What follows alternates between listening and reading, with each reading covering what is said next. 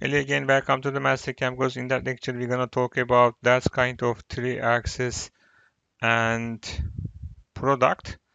Okay, let's create our toolpath. Okay, before starting, I just need to use the right mouse button, and then I'm gonna change my color.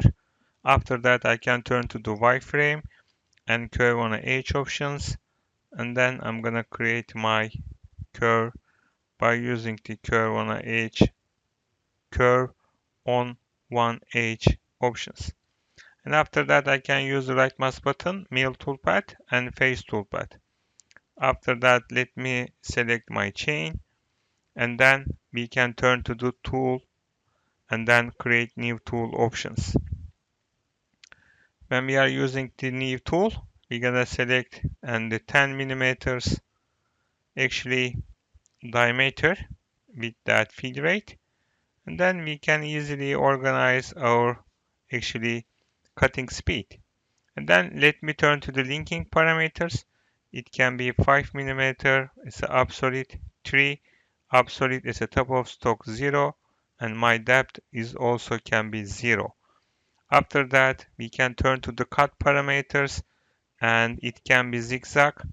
Stock to leave on the floor can be 0, and my roughing angle can be 35 degree.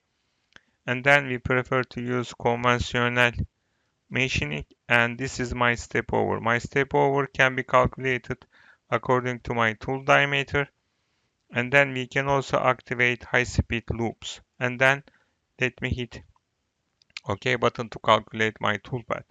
After that, I'm gonna create contour toolpath.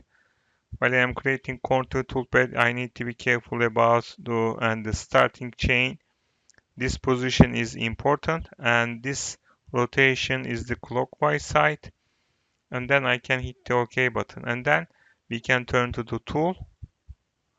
So I just need to select the same tool with that feed rate, and that's cutting speed. And then let me turn to the linking parameters. It can be 5, it can be 3, 0, and as a top of stock, it can be that's depth. This is the 70 millimeter. And then I can turn to the depth cut and activate depth cuts. It can be 5 millimeter. And then we can also turn to the leading and organize my leading process without using the inner line. And then I just need to prefer to 50% of to my tool diameter with that degree. And then we're gonna see that's kind of toolpath. Lead in and lead out process can be seen.